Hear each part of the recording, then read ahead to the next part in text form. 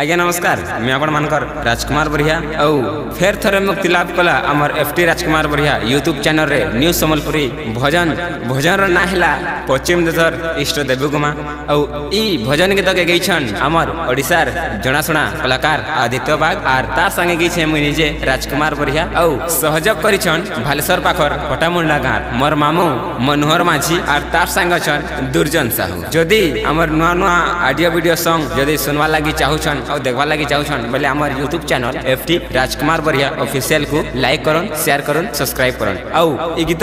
Voice dubbing हेछे हमर बरगढ़ सत्यम संगीत studio recording करिछन टॉफिक दादा।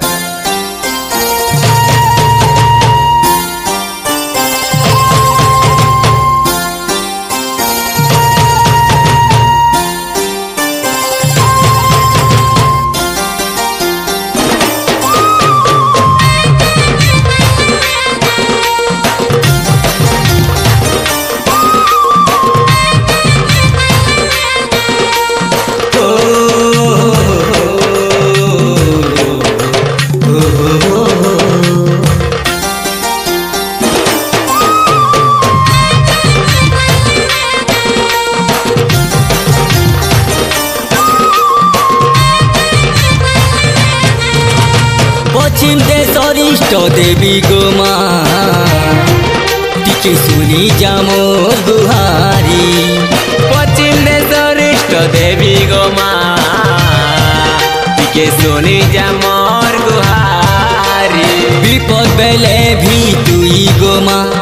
आपद बेले भी तुई गोमा विपद बेले भी तुई गोमा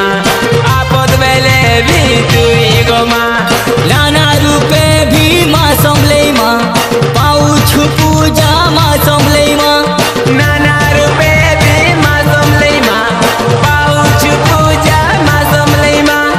मामा बोली डाकू छे तोते टिके सुनी जा मोर गुहारी पश्चिम देशर इष्ट देवी गोमा टिके सुनी जा मोर गुहारी पश्चिम देशर इष्ट देवी गोमा टिके सुनी जा मोर गुहारी।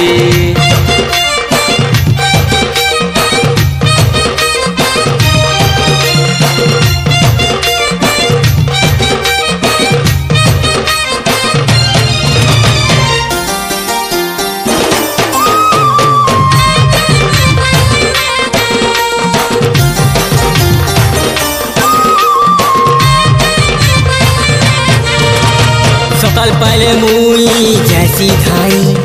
गुड़ी बाटे जुगी थीसी मुई सकल पहले मुई जैसी धाई गुड़ी बाटे जुगी थीसी मुई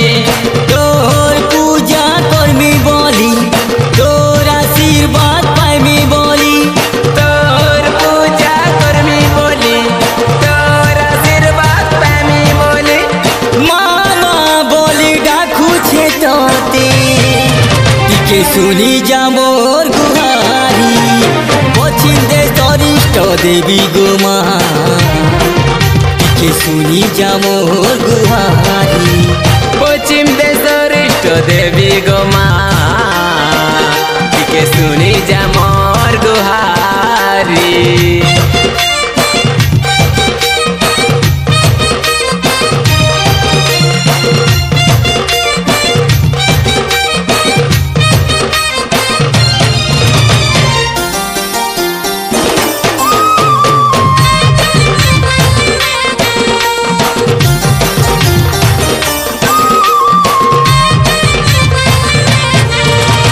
जन्म देछु दिगसते अनाथ बोली मते कहूछन शोभे जीवन देइछु मा तुई गोसते अनाथ बोली सोबे कहूछन मते सुनी करी आखी जैसी बुही